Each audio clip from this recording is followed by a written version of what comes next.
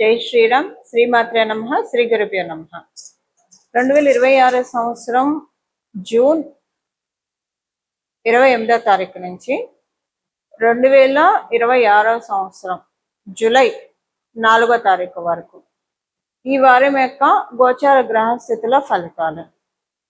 ఈ వారంలో ఉన్న గోచార గ్రహస్థితులు, గ్రహగమనాలు, అలాగే దాన్ని అనుసరించి గోచార గ్రహగమనాలకు అనుసరించి తదనుగుణమైన ఫలితాలు ద్వాదశ రాశుల వాళ్ళకి, ద్వాదశ లగ్నాల వాళ్ళకి పరిశీలిద్దాము.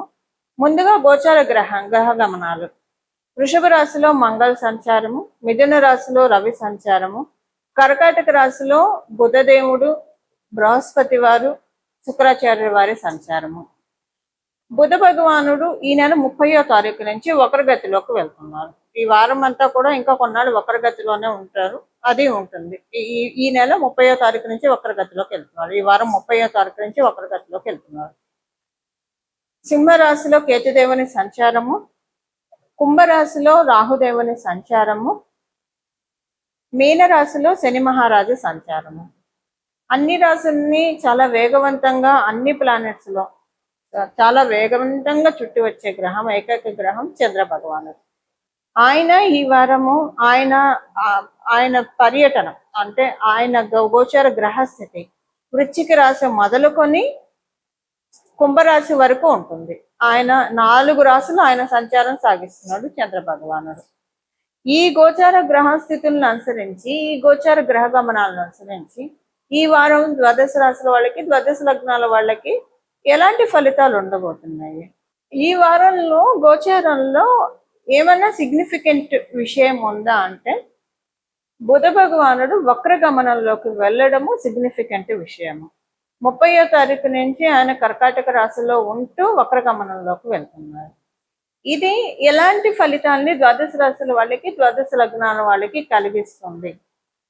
గురు భగవానుడు, దేవగురువైన బృహస్పతి, అలాగే అసుర గురువైన శుక్రాచార్యుల వారితోటి కలిసి ఆయన సంచారం చేస్తూ వక్రగతిలోకి వెళ్తున్నారు. దీనివల్ల ద్వాదశ రాశుల వాళ్ళకి, ద్వాదశ లగ్నాల వాళ్ళకి ఎలాంటి ఫలితాలు ఉంటాయో మనం ఇప్పుడు పరిశీలిద్దాము. ధనురాశి. ధనుసు రాశి, ధనుసు లగ్నాల్లో పుట్టిన వాళ్ళు. ఈ వారము ధనుసు రాశి, ధనుసు లగ్నాల్లో పుట్టిన వాళ్ళకి ఆరోగ్య విషయంలో కొంచెం జాగ్రత్త అవసరము. మీ జీవిత భాగస్వామి హెల్త్ విషయంలో కొంచెం మీకు ఆందోళన కొంత ఉంటుంది, లేదా మీ ఆరోగ్యమే మీకు కొంత ఆందోళనకరంగా అనిపిస్తుంది. ఇది మళ్ళీ మీ జన్మజాతకాన్ని అనుసరించి మేజరా మైనరా అన్నది ఎంత కాలంలో తగ్గుతుంది అన్నది కూడా మీ జన్మజాతకాన్ని అనుసరించి ఆధారపడి ఉంటుంది. బట్ ఏదైనా ఆరోగ్య సమస్య వస్తే వెంటనే డాక్టర్ సూచనలు, సలహాలు తీసుకోవడం మంచిది. ఇది కొంచెం చూసుకోవాలి, ఆరోగ్య విషయంలో నెగ్లెక్ట్ చేయకండి. ఈ వారం మీకు కొంచెం హెల్త్ ఇష్యూస్ రావడానికి ఛాన్స్ ఉంది కాబట్టి. అలాగే ఈ వారం మీకు అంతా నార్మల్గా ఉన్నా ఎందుకో మీరు ఒంటరిగా అనిపిస్తుంది, మీకు కుమిలిపోతారు. పోనీ ఆ బాధపడటానికి కూడా ఎవరైనా ఏదన్నా అన్నారా, బాధపడుతున్నారా అంటే అలా కూడా ఉండదు. బట్ ఎందుకో అలా బాధగా అనిపిస్తుంది. ఇదేంటంటే కొంత మీకు ఇంకా అర్ధాష్టమ శని వెళ్ళిపోతూ ఉంది కాబట్టి, నెక్స్ట్ ఇయర్కి వెళ్ళిపోతుంది కాబట్టి వెళ్ళే ముందు కొన్ని ఇంకా మొత్తం ఆయన జాడించి మొత్తాన్ని క్లీన్ చేస్తాడు. క్లీన్ చేసే క్రమంలో ఇలాగ మీకు కొంచెం అనిపిస్తుంది. ఒక్కోసారి అవమానం వల్ల కలత చెందుతారు.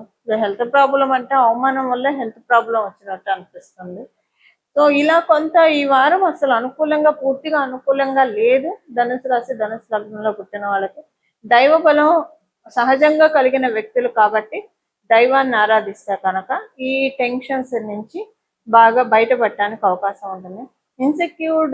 బాగా ఫీల్ అవుతారు, ఇన్సెక్యూర్డ్గా. దాన్ని మీరు దరి చేరని కానీ మీరు ఇన్సెక్యూర్డ్గా ఫీల్ అయ్యారంటే ఇంకా ఎక్కువగా మీకు బాధ అనిపిస్తుంది.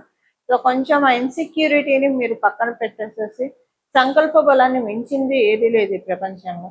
సో భగవంతుడి మీద మీరు ఎక్కువగా ధ్యాస పెట్టి సంకల్ప బలంతో ముందుకు వెళ్తే కనుక విజయం మీదే అవుతుంది. గ్రహీతపూర్వకంగా రెమెడీస్ కంటే కూడా మీ మైండ్ని మీరు ఎంత స్ట్రాంగ్గా చేసుకుంటారో అంత స్ట్రాంగ్గా ఈ వారం యొక్క ఫలితాలు ఉంటాయి. ఇదంతా కూడా మీ మైండ్ గేమ్ లాగే ఉంటుంది. ఈ వారం మీ మైండ్ ఎంత స్ట్రాంగ్గా ఉంటే, మీ సోల్ అంత స్ట్రాంగ్గా ఉంటే ఎంత స్ట్రాంగ్గా ఉంటాయి అంత మంచి ఫలితాలు ఉంటాయి.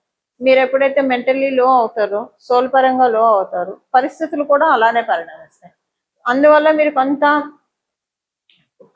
మైండ్ మెంటల్ స్టెబిలిటీ స్ట్రాంగ్నెస్ని ప్రయత్నపూర్వకంగా తెచ్చుకోవాలి ఈ వారము. ఇవి ఈ వారం యొక్క గోచర గ్రహస్థితుల ఫలితాలు ధనుసు రాశి ధనుసు లగ్నంలో పుట్టిన వాళ్ళకి.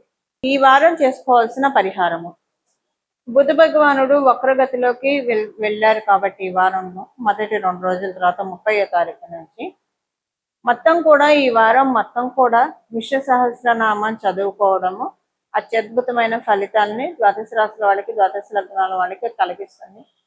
విష్ణు సహస్రనామం కావచ్చు, లలిత సహస్రనామం కావచ్చు, శివ సహస్రనామం కావచ్చు, ఏదైనా కూడా సహస్రనామాల్ని చదవడం వల్ల లేదా వినడం వల్ల చాలా మంచి ఫలితాలు వస్తాయి.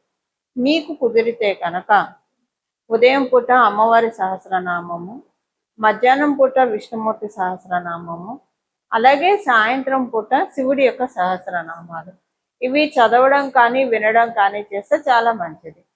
ఈ రెండిట్లో ఏది లేదు, ఏది రోజులో ఏదో ఒకసారి ఏదో ఒక సహస్రనామం మీకు ఏ టైంలో కుదిరితే ఆ టైంలో చదవండి. అంటే చదవడం అయితే స్నానం చేసి శుచులయ్యి దేవుడి దగ్గర దీపారాధన చేసి చదవండి. ఒకవేళ మీకు అలా కుదరలేదు, బిజీగా వెళ్తూ ఉన్నారు, వినడానికి ఎప్పుడైనా వినచ్చు. సో మీరు ఏ ప్రదేశంలో ఉన్నా మీరు చక్కగా ఇప్పుడు మనకి యూజర్ ఫ్రెండ్లీగా ఉంది కాబట్టి యూట్యూబ్లో మీరు పెట్టుకొని వినండి, ఏదైనా చేయండి, మంచిదే. ఈ వారము బుధుడు వక్రగతిలోకి వెళ్ళడము, అలాగే ఉచ్చ స్థితిలో గురు భగవానుడు ఉన్నప్పుడు కర్కాటక రాశిలో ఆయన వక్రించడం మంచిది. కారణం ఏంటంటే కర్కాటక రాశి ఆయనకు అంత అనుకూలమైన రాశి కాదు, శత్రు క్షేత్రం కాబట్టి. ఈ రాశిలో ఆయన వక్రిస్తూ ఆయన వెళ్ళేది మిథున రాశిలోకి కాబట్టి మంచి ఫలితాన్ని ఇస్తాడు. బుధుడు ఏంటంటే ఆయన అంటే అన్ని ప్లానెట్స్ లో ఒక్కొక్క తత్వం ఉంటుంది, ఐశ్వర్యాన్ని ప్రసాదించే తత్వం. ఇప్పుడు శనేశ్వరుడు ప్రసాదిస్తే తరతరాలకి ఇచ్చేస్తాడు ఐశ్వర్యాన్ని ఇస్తే. బుధుడు ప్రసాదిస్తే చాలా స్మార్ట్ గా ఇన్వెస్ట్మెంట్ చేసి వాటిల్ని మనం అంటే డబ్బులు గుడ్లు పడతాయి. బుధుడు ప్రసాదించేది ఎవరి కళ్ళల్లో పడకుండా చక్కగా, అంటే ఎవరి కళ్ళల్లో పడకుండా అంటే నా ఉద్దేశము, ఇప్పుడు కొన్నిసార్లు ఎదుగుతుంటే ఈర్ష్య అసూయ ద్వేషాలు ఉంటాయి, ఇలా లేకుండా వాళ్ళ జోలికి ఎవరు వెళ్ళరు, అంతే. వాళ్ళు ప్రశాంతంగా వాళ్ళ పని ఏదో వాళ్ళు చేసుకుంటారు, వాళ్ళు సంపాదించుకుంటారు. అలాంటి ధనాన్ని ఇస్తాడు బుధ భగవానుడు. దాంతోపాటు చక్కగా ఇన్వెస్ట్మెంట్స్ చేసుకుంటారు. బుధుడు చాలా డబ్బుల్ని పెంచుతాడు అన్నది, డబ్బులు గుడ్లు పెట్టడం అనేది బుధుడు బాగా ఉంటే జరుగుతుంది. మిగతా చోట్ల కూడా ఇన్వెస్ట్మెంట్స్ చేస్తాము అవుతుంది మిగతా ప్లానెట్స్ వల్ల, కానీ బ్యూటిఫుల్ గా మన ఫైనాన్సెస్ స్ట్రీమ్ లైన్ అవ్వాలంటే మటుకు బుధుడు చాలా చక్కగా తీసుకెళ్తాడు. మంచి అంటే కరెక్ట్ టైంలో రైట్ డెసిషన్ తీసుకుంటాం. ఒక్కొక్కసారి కొంతమందికి ఉంటుంది, కొన్ని చోట్ల ప్రాపర్టీస్ కొంటారు, వాళ్ళు కొన్న తర్వాత నుంచి అప్పటిదాకా మెట్ట భూమిగా ఉన్నది సడన్ గా బంజరు భూమిగా మారిపోతుంది. అది గురుబలం ఉండడం వల్ల జరుగుతుంది. బుధబలం ఉండడం కూడా మెయిన్ ఇంపార్టెన్స్. బుధబలం ఉంటే ఇన్వెస్ట్మెంట్ చాలా బాగా అవుతుంది. అలా డబ్బులు పెంచుకోవడానికి ఇది సరైన సమయం కాబట్టి ఈ సమయంలో ఏదైనా సహస్రనామాలు చదివితే కనుక చాలా చక్కటి ఫలితాలు వస్తాయి. చదివినా విన్నా కూడా ఇవి ఈ వారం యొక్క గోచర గ్రహస్థితుల ఫలితాలు మరియు తదనుగుణంగా చేసుకోవాల్సిన పరిహారం కూడా. ఇలా మనందరం కూడా భగవంతుడి ఆశీస్సులు పొందాలని చెప్పి, మన జీవితాలు సుఖ సౌఖ్యాలతో నిండాలని చెప్పి మనస్ఫూర్తిగా మనందరి తరఫున భగవంతుని శరణు వేడుకుంటూ మంగళం. నమో భగవతే వాసుదేవాయ.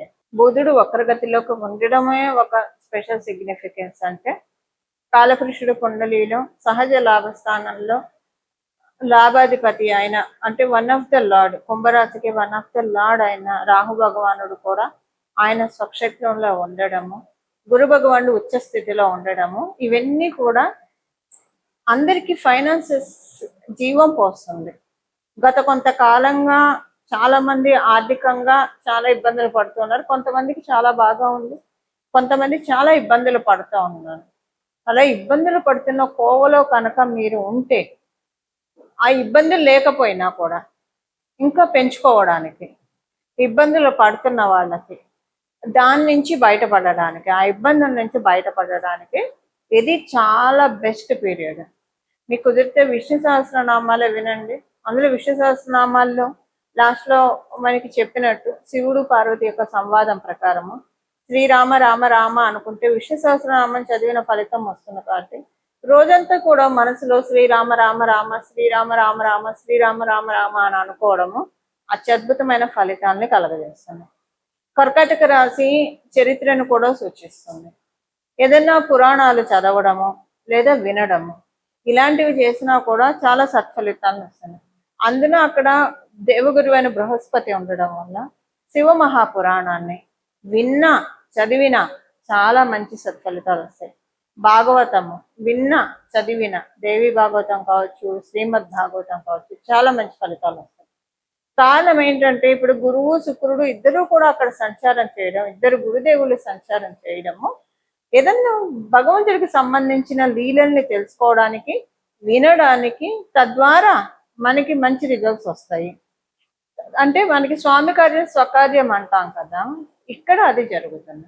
భగవంతుడి యొక్క లీలల్ని తెలుసుకుంటూ ఉంటే మన జీవితాన్ని చక్కగా మంచి రైట్ పాత్రలోకి తీసుకువెళ్ళి మనకి చక్కటి ఐశ్వర్యాన్ని ప్రసాదిస్తాడు భగవంతుడు. ఇలా మనం అందరం కూడా భగవత్ కృపకి పాత్రలు అవ్వాలని చెప్పి మనందరి తరఫున భగవంతుడిని మనస్ఫూర్తిగా శరణి వేడుకుంటూ మంగళం. నమో భగవతే వాసుదేవాయ.